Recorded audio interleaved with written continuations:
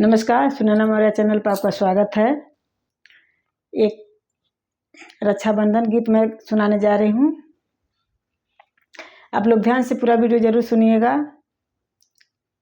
गाने का आनंद तभी उठा पाएंगे आप लोग। और चैनल पर नए हैं तो सब्सक्राइब ज़रूर करिएगा आगे का वीडियो देखने के लिए।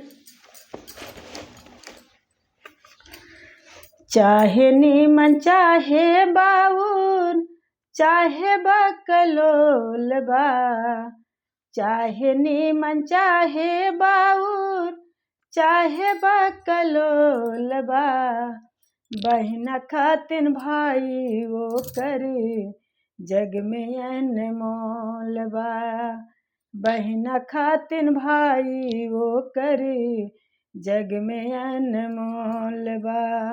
रक्षा बंधन प्रेम का बंधन जानत सकल जहान बा, हर एक एक धागा में समाइल बहिना के अरमान बा। रक्षा बंधन प्रेम के बंधन जानत सकल जहान बा, हर एक एक धागा में समाइल बहिना के अरमान बा, बहिना के अरमान बा। जिया बहुल सलमन अघिराइल, जिया बहुल सलमन अघिराइल, जिया बहुल सलमन अघिराइल, लागत बाजत ढोल बा, बहिना खातिन भाई वो करे जग में अनमोल बा, बहिना खातिन भाई वो करे जग में अनमोल बा, बहिना खातिन भाई वो करे जग में अनमोल बा। इह बा हमार बिनती तोहरा से दुर्गा माई, इह बा हमार बिनती तोहरा से दुर्गा माई, बहिना के होख ऐसन जग में जेकर होख न भाई, बहिन न होख जग में ऐसन जेकर रहे न भाई। इह बब हमार बिनती तोहरा से दुर्गा माई, बहिन न होख ऐसन जग में जेकर रहे न भाई।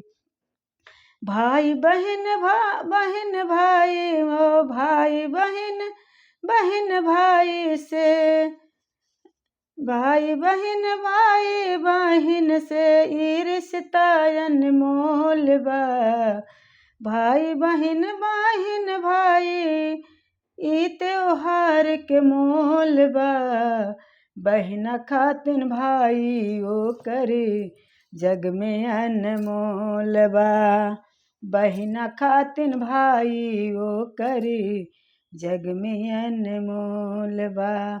माई बाप के परछाई बहिना खातिर है भाई, माई बाप के परछाई बहिना खातिर है भाई, सब भूली पर खून का रिश्ता केहू भूल न पाई, सब भूली पर खून का रिश्ता केहू न भूल पाई, सब भूले पर खून का रिश्ता केहू न भूल पाई। नेह दुलार बैतना जे कर, नेह दुलार बैतना जे कर, कबहू माप न तोल बा, बहिना खातिन भाई वो करे जग में अनमोल बा, बहिना खातिन भाई वो करे जग में अनमोल बा, बहिना खातिन भाई वो करे जग में अनमोल बा। चाहे नीमन चाहे बाउर चाहे बकलोल बा, चाहे नीमन चाहे बाउर चाहे बकलोल बा, बहिना खातिन भाई वो करे जग में अनमोल बा, बहिना खातिन भाई वो करे जग में अनमोल बा। रक्षाबंधन गीत कैसा लगा आप कमेंट बॉक्स में ज़रूर लिखिए, बताइएगा लिखकर कि आपको कैसा लगा।